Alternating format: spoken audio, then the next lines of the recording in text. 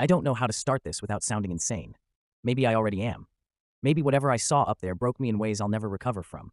But if you're listening to this, if somehow my words reach you, let them serve as a warning. Because what we think of as eternal, unmoving, lifeless stone can be far more alive than we dare to imagine. It began 6 months ago, when I accepted a contract as a mountain guide for a small team of researchers. It wasn't unusual for me. I'd led expeditions before, geologists, climbers, sometimes treasure hunters. But these people weren't after fossils or minerals, or even the thrill of discovery. They were after something else. In their papers, they called it Urka's Peak. But the locals had another name for it. They whispered it around campfires, eyes darting nervously at the horizon, as though the mountain itself might be listening. They called it the mountain that blinks. I laughed the first time I heard the phrase, thought it was folklore, one of those campfire stories meant to keep children from wandering too far. But the old shepherds spoke with a kind of haunted reverence. They told of nights when a red light glowed high above the peak, pulsing faintly through the storm clouds. They claimed they'd felt the ground tremble, heard a sound so deep and resonant it vibrated inside their chests, a heartbeat, a breath. The journey there was merciless. 3 days of narrow trails carved into black rock, winds so sharp they stripped the skin raw, and a silence that weighed more heavily than the cold itself. The silence was the worst part. No birds, no rustle of small animals, not even the distant howl of wolves. It was as if life itself refused to draw near. On the second night, while the others slept, I wandered off to smoke a cigarette. That's when I saw it for the first time. High above the jagged summit, behind a veil of clouds, a faint glow flared red. It lasted no more than a few seconds, like the sweep of a hidden lighthouse beam. I froze, cigarette burning down between my fingers, ash scattering into the snow. Then it was gone. I told myself it was exhaustion, a trick of the eyes, but deep inside me, something rotten had begun to stir. By the third day, we reached the base of Urka's Peak. I can still see it when I close my eyes. It wasn't like other mountains. It didn't look dead. The surface wasn't just rock. It was something closer to scar tissue, jagged ridges like petrified veins crisscrossing its sides. And beneath it all, there was this low vibration in the air, too faint to call a sound, too constant to ignore. It seeped into the bones, into the teeth, a hum that was less heard than felt. The researchers were ecstatic, setting up their equipment with feverish excitement. They muttered about readings, about anomalies beneath the crust, about seismic patterns that shouldn't exist. I tried to keep my professionalism intact, but that night stripped away every layer of denial I had left. It was past midnight when I woke to a noise outside my tent, a wet noise. Slow, organic, like lips smacking together. I pushed aside the flap and stepped into the snow. And then I saw it. A massive fissure opened along the mountain's face. Not a collapse, not an avalanche. It opened like a pupil dilating, glowing red from within. It wasn't just a crack, it was an eye. The mountain blinked. I felt heat spill through the freezing night, rolling off that gaze like a wave of fever. My skin prickled, my chest tightened. For a heartbeat, or maybe 100, it was as though the thing was staring directly into me. Not at me, into me. I collapsed into the snow, gasping, clutching my head as that warmth filled every vein, every thought. By morning, I swore to myself I would never tell the others what I had seen. But the secret didn't last. The team was frantic over their instruments. They said the earth beneath the peak had begun to pulse, faint tremors timed in a perfect rhythm. One of them used the word heartbeat, and I nearly vomited. Because I knew they were right. I'd felt it. I'd seen it. That evening, while they argued in hushed voices, one of the researchers approached me. He was tall, glasses fogged from the cold, his voice trembling with something that wasn't quite fear and wasn't quite excitement. "You saw it too, didn't you?" he asked. I opened my mouth, but no words came out. My silence was answer enough. That was the moment I understood. We weren't studying a mountain. We were stalking something vast, something ancient, and it had already opened its eye. I didn't sleep the next night.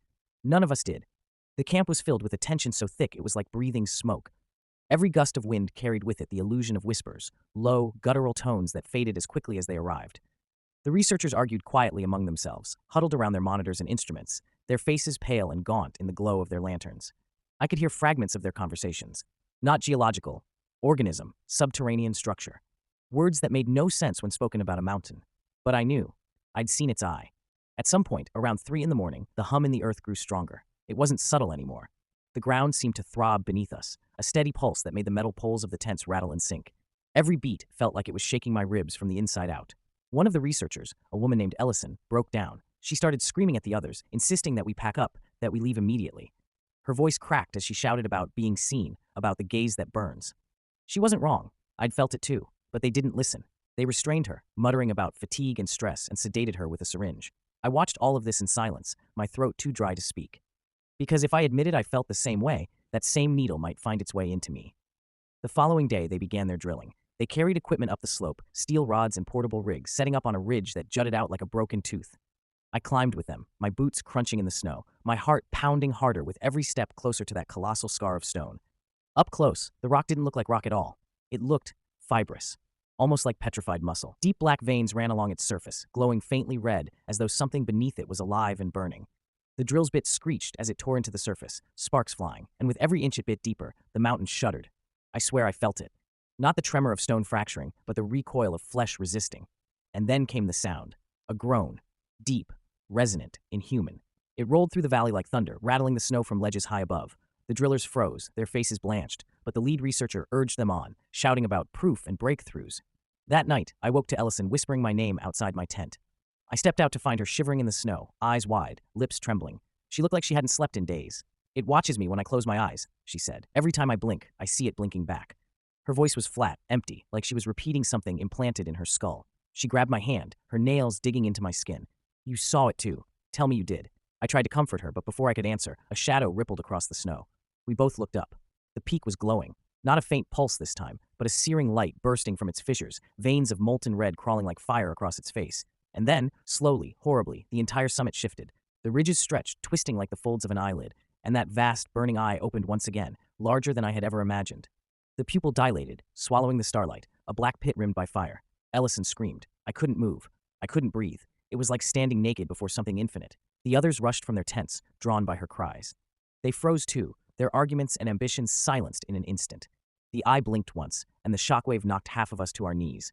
Snow fell in avalanches all around, the air tasting of iron and ash. One of the men, Reyes I think, collapsed outright, blood streaming from his nose and ears. He didn't even scream. He just twitched in the snow until he stopped moving. That was when the ground began to split. Cracks spiderwebbed outward from the base of the mountain, glowing red from within.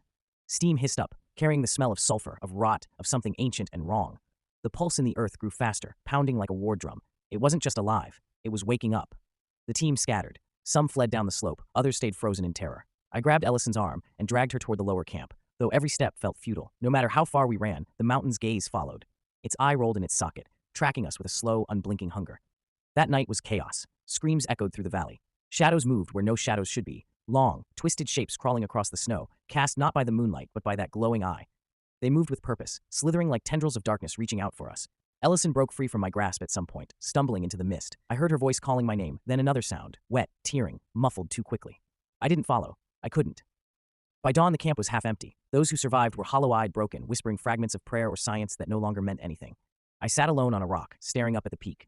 The eye was closed again, but the cracks still glowed faintly. Smoke coiled upward like breath from a sleeping beast. And in that silence, I realized the most horrifying truth of all. It wasn't just that the mountain could see us. It was that it had chosen to show itself. We weren't intruding. We were being invited. By the third night, none of us pretended anymore. We weren't explorers or scientists or even survivors. We were prey circling inside something's gaze, waiting for it to decide the moment. The mountain didn't sleep again. Its veins glowed constantly now, the cracks widening, dripping molten light into the snow like blood seeping through bandages. The hum in the ground was deafening, a constant tremor that shook our bones until teeth rattled in our jaws. The remaining researchers argued about what to do. Some insisted we flee, others claimed we couldn't leave, that if we had seen it, if it had seen us, there was nowhere left to run. They said it could follow us, even across the world. That thought made something inside me break, because deep down, I already knew it was true. That night, I heard a sound I will never forget, a breath, not wind, not shifting stone, a massive inhalation, as if the mountain itself were filling its lungs. Snow swept upward, dragged toward the cracks as though pulled by invisible tides. The tents flattened instantly, the air so heavy with heat it scalded my throat. The eye opened one final time. It was wider now, stretching across half the peak. Flames licked its edges, the pupil a pit of pure darkness that seemed to swallow the stars. Looking at it was unbearable, yet impossible to resist. My body convulsed, blood trickled from my ears, and still I stared. I understood then that it wasn't just looking at me, it was looking through me. And I saw things. Cities buried beneath oceans, their towers tilting into the dark, creatures vast as continents, slumbering beneath the crust. And beyond that, a sky not filled with stars, but with eyes. Watching. Always watching. The mountain was not unique, it was one of many. One of them. The others screamed around me, clawing at their faces, their eyes, as if trying to tear the visions out. Some ran into the cracks themselves, their bodies swallowed by the red glow below. The rest simply collapsed, twitching, until they went still. I don't remember falling, but when I woke, I was lying at the base of the peak. The eye was closed once more, though its heat lingered in the air like dying embers. The valley was silent. I was alone.